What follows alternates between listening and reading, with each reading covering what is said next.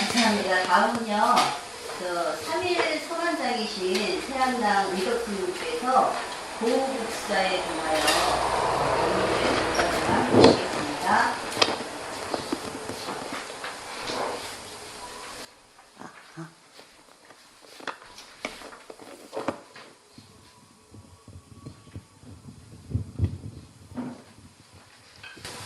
태안의덕 인사드립니다.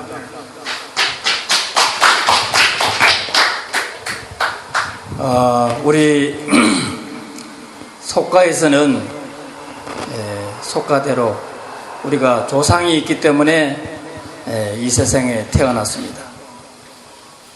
다시 우리 스님들은 불가에서 우리가 석가모니 부처님이 계시고 또 중국에 달마 스님이 계시고 임재 선사로 통해서 서곡 청공 선사로 통해서 우리 동방에 정통으로 인가를 받으신 분이 우리 태고 보우 스님이십니다. 태고 보우 스님은 스님에 대해서 제가 성녀된 도리를 다하는 것이 이제 종조에 대해서 좀 알아봐야 되겠다고 생각해서 제가 대학원에 다니면서 박사 과정에서 태고 보우 스님에 대한 그 논문집들이 들어 있습니다. 있기는 하지만은 경영학적 측면에서 보우 스님을 본 것은 제가 처음입니다. 그래서 오늘 나눠드린 그 책자는 제가 박사학위 논문을 재편집을 했는데 우리 정인 큰스님께서 편집하는데 큰 역할을 해주셨습니다. 우리 정인 큰스님을 위해서 박수 한번 쳐주시죠.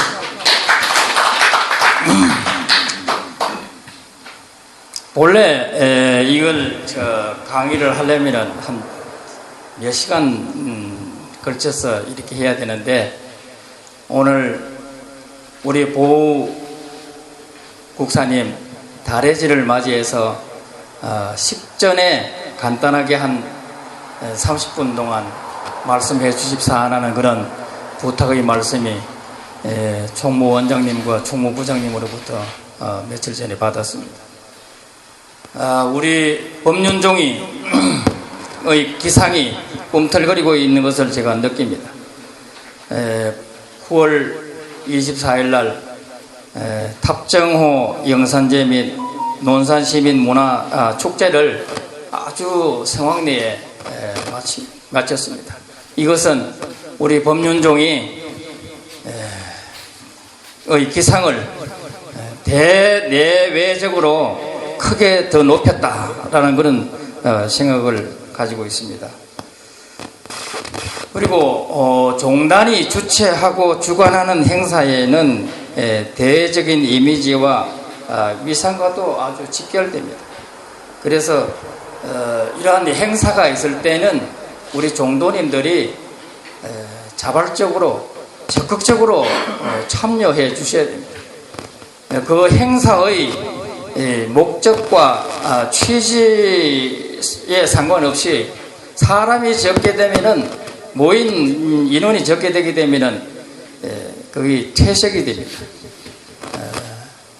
취지에 맞게 이렇게 우리가 하려면은 우리 법륜종 종도 스님들이 이 법당을 차고 넘치도록 이렇게 우리가 해야 될 것으로 믿습니다. 그것이 또 우리가 종도로서 종조에 대한 기본 예의고 임무라고 그렇게 생각을 합니다. 오늘 달해제도 종조님의 그 업적을 기리고 유지를 받들어서 우리가 현재 처하고 있는 이러한 제 문제들을 종조의 입장에서 지혜의 눈으로 바라봤을 때 어떤 해결책이 없을까 하는 그런 생각을 갖습니다. 옛날부터 우리나라는 불교가 생활의 수단이었고 목적이었습니다. 불교에 의해서 모든 일이 이루어졌습니다. 우리 마침 태고 보국사님께서는 13세에 광지 선사의 문화에 들어가서 거기서 수학을 하면서 26세에 화엄시를 합격을 해서 그리고 그 이후에 38세에 큰 도를 이루시고 많은 후학들을 지도를 했습니다.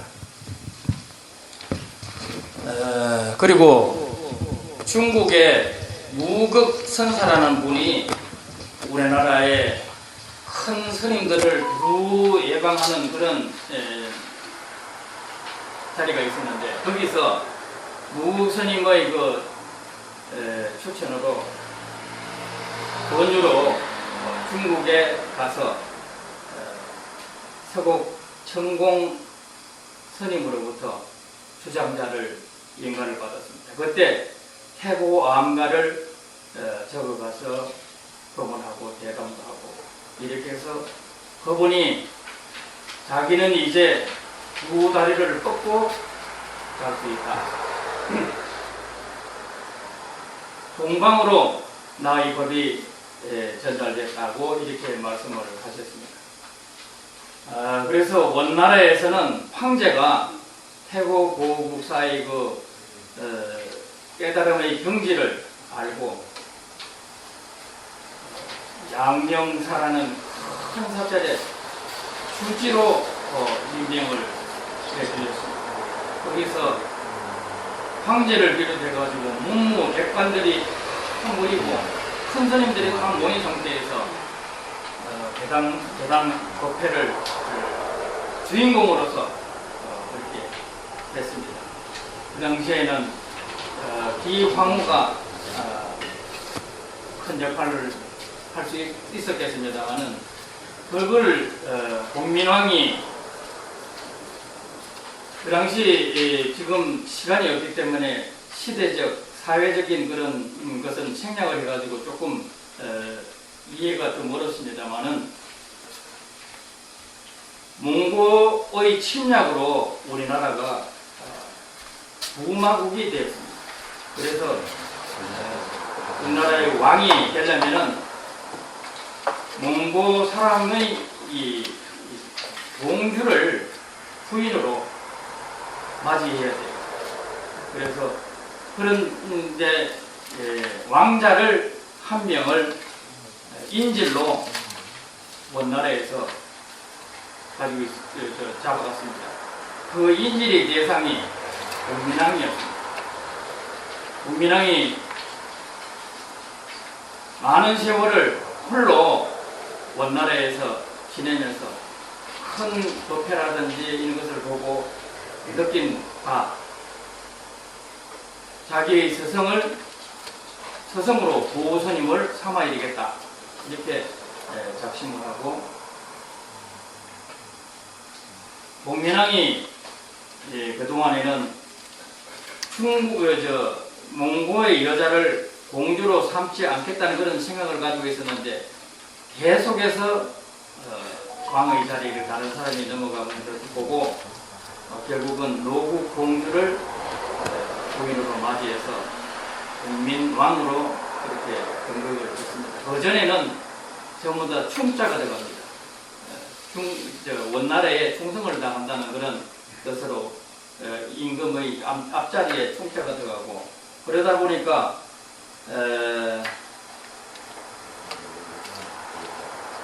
우리나라 고려의 그 대신들도 중국의 왕실 내지 문무백관들의 그 입김에 많은 작용을 휘둘려서 불교뿐만 아니라 정치 사회적으로도 큰 소용돌이가 있습니다. 그런 차중에 원나라가 점차 멸망의 기미가 보이고 중국에서는 명나라가 다시 등장하고 이렇게 해서 정치 사회적으로도 큰 소용돌이를 맞이하게 됩니다. 그 와중에 불교들도 엄청난 그 비리와 폐단이 많아가지고 태국 보호스님이 어떻게 하면은 우리 성가의 위상을 제고시킬 것인가. 성리학자들도 불교에 대해서 엄청난 비방을 많이 했습니다. 스님들은 먹고 노는 국가에 전혀 도움이 되지 않는 무리들이다. 이렇게 특히 이제 정도전이라든지 이런 것들이 불교를 아주 비하하면서 그렇게 했습니다. 이러한 것을 대내외적으로 막아내면서 어떻게 하면은 국교인 불교를 더 위상을 강화할 것인가. 이러한 측면을 제가 논문에서는 서와트 기법이라는 기법이 있는데 그 기법을 통해 가지고 추려보니까 고스님은 고려 불교의 패러다임을 완전히 바꾸고 불교를 한 단계 업그레이드 시킨 분이다. 첫째로 그 이유는 고우는 유학성으로 원의 성정기관을 벤치마킹하여 국가기관으로 원흉부를 설치하여 해당 많았던 부산 선물을 하나로 통합을 합니다. 통합을 해서 조계종으로 일어나겠습니다. 선은 하나인데 구산 9개의 그 선문이 있어가지고 서로 잘났다고 하고 상대방을 기방하고 이렇게 하기 때문에 그런 패단을 막고자 했습니다. 이것은 보국사만이 할 수 있었던 그런 일입니다. 두 번째는 보국사는 성녀 주지들의 그 인사권을 전적으로 행사되었습니다. 그래서 공민왕으로부터 인사권을 완전히 위임받아가지고 불교계의 인사제도를 확립하고 성녀의 과거 제도인 공부선을 부활시켜서 성가의 인재를 경영을 스님들 공부 많이 해야 됩니다. 중생들을 제도하는 스승이지 않습니까? 그래서 이러한 과거 제도를 통해서 인재를 등용시키려고 하니 스님들이 공부를 안 할 수가 없습니다. 셋째는 보호는 세속화되고 타락한 조직의 문화에서 백장 청규를 도입해서 엄정하고 청정한 조직 문화로 통일을 합니다. 불교의 의례라든지 그 다음에 주지의 역할이라든지 사찰에서의 그 일상 생활 내용들을 청규를 통해서 문화를 정착시킵니다. 네 번째는 보호는 치문 경운을 도입을 해서 성녀들의 이 자질을 교육을 통해서 성녀 사회의 폐단을 일소하고 또 교육 제도를 개선시켰습니다. 치문 경운은 오늘날까지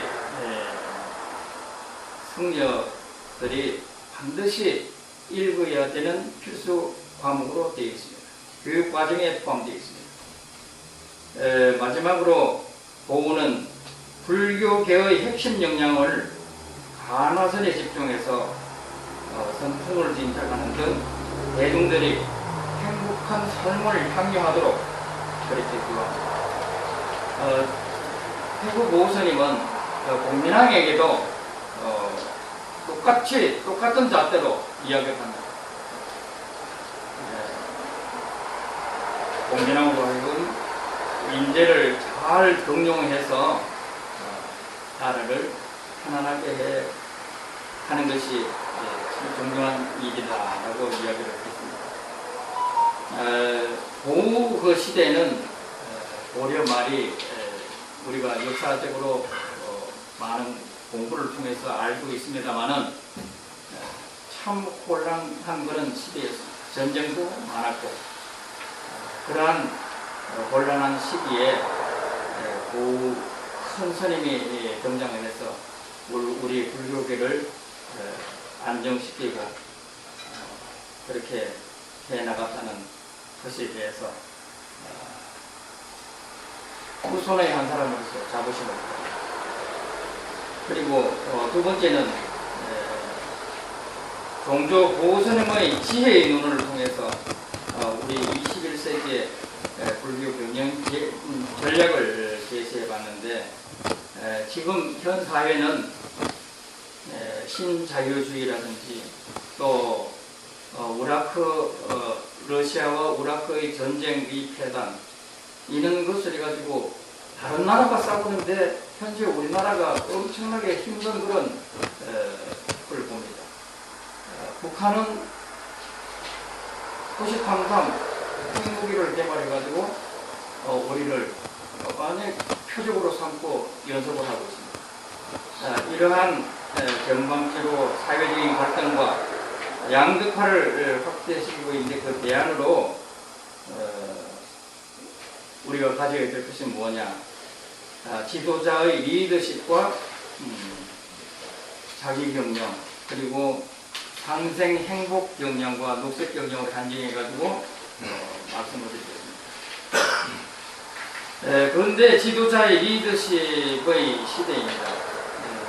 보호는 안화선을 통하여 깨달음의 경지, 즉 지혜와 자비에 부족한 선지식으로 우리에게 왔습니다. 그는 자신의 깨달음과 수행을 바탕으로 마음가짐과 수행법을 구체적으로 제시하여 공면함을 비롯하여 모든 중생들이 깨우쳐 각자의 위치에서 행복한 삶을 영위하도록 요하는 것은 리더로서의 역할과 중요성을 일깨워주고 있습니다. 보호의 지혜로 봤을 때 지도자가 가져야 할 덕목을 살펴봤습니다. 우리는 선임이기 때문에 일반 대중들을 상대로 했을 때 지도자의 위치에 있습니다. 지도자는 소욕자족하며 공명정대하고 솔선수범하며 인내와 정진을 바탕으로 한 현장 중심의 경영자가 되어 선임이 경영자가 되어야 된다고 하니까 좀 이상하게 들릴지 모르지만 제가 볼 때는 선임만큼 1인 기업에 충실한 것도 없다. 기업이라면은 돈을 버는 것만 생각하는 것이 아니라 비영리 기업도 있거든요. 그래서 우리 총무원을 비롯해서 우리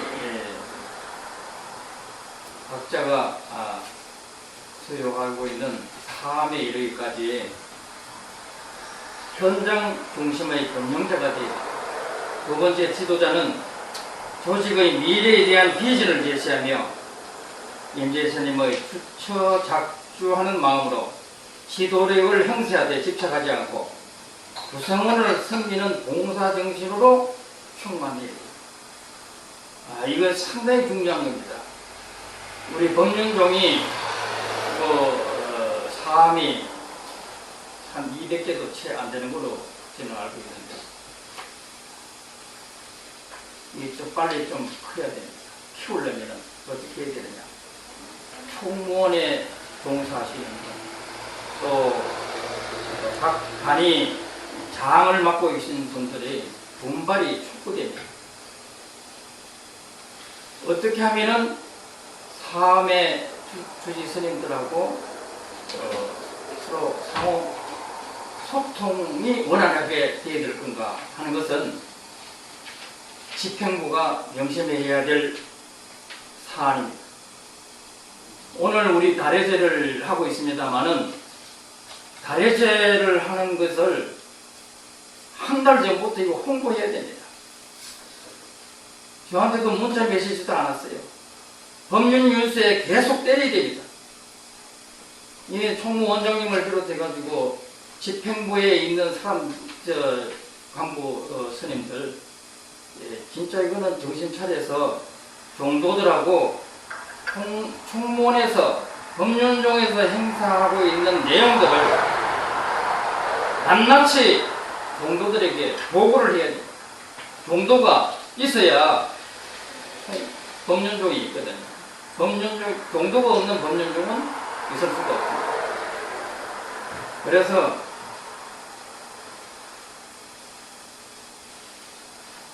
지도력을 행사하되 집착하지 않고 구성우를 섬기는 봉사정신으로 충만해야 됩니다. 세 번째는 지도자는 국가 간에 투철하고 봉사가 분명한 해당 분야의 인재를 등용할 줄 아는 지혜를 가지고 인연에 따라 가지고 아무나 적당한 위치에 둔다고 해서 일이 성사되지 않습니다. 병사들이 말년에 이는 말을 합니다. 성수는 불어도 시간은 간다. 직책을 가지고 있는 분들은 직책에 책임을 다해야 됩니다. 그것이 법륜종을 위하고 종조인 보호스님에 대한 예의라고 생각합니다. 큰 두 번째는 자기 경영 전략 시대입니다.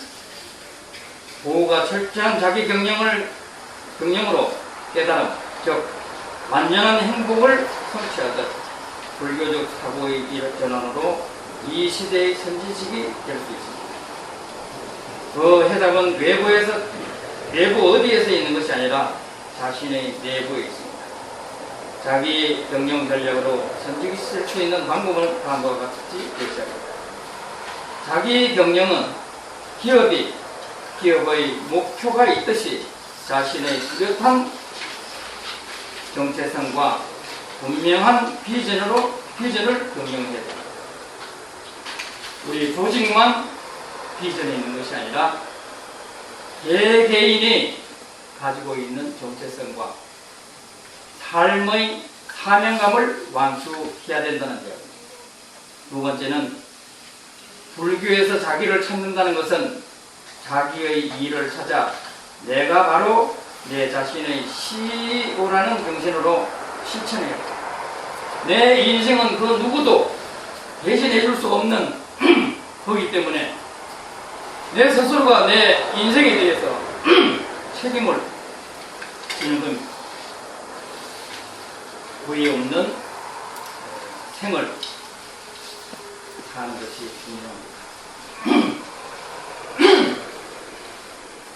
그 다음에 식탐 제어라든지 내면의 관조, 적절한 운동, 그리고 고진감래적 희망 등 자기 경영의 혁신은 선한 자아가 덜 선한 자아를 극복하는 과정이다. 자기 일에 열과 성을 다하는 노동성으로 성화하여 최고의 행복을 성취할 수 있습니다. 우리가 학교에 다닐 때 독서 삼매를 경험해 본 적이 있을 겁니다. 일을 함에도 삼매를 경험해 본다면 그것은 그보다 더 좋은 행복이 없다. 그렇게는 생각합니다. 그 다음에 상생 행복 경영은 우리 보우 스님의 원융 사상에 대한 내용들입니다. 그리고 마지막으로 녹색 경영은 지금 과학 문명이 발달됨으로 가지고 산업 폐기물이라든지 송해들이 쏟아집니다. 우리는 지금 잘 먹고 잘 살고 있지만은 우리 후손 세대가 이거 우리의 잘못으로 지구가 황폐해야 된다면 그 책임을 우리가 져야 돼요. 그러려면 우리 불교가 참 해야 될 일이 많습니다. 그래서 불교에 대한 우리의 사명을 좀 곱씹어 보면서 우리 법륜종을 위하고 또 우리 종조 스님의 자리에 저음하여 후손으로서의 이 책임을 다해야겠다는 그런 생각을 가지면서 제 생각을 마치겠습니다. 그리고 책 한 권씩 드렸는데요. 그것은 가지고 잘 읽어보시면 도움이 될 부분도 있을 겁니다. 감사합니다.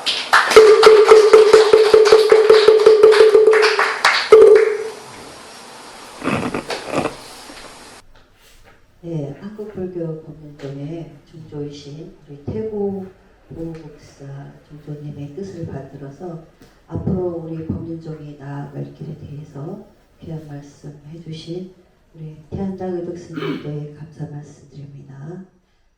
계속해서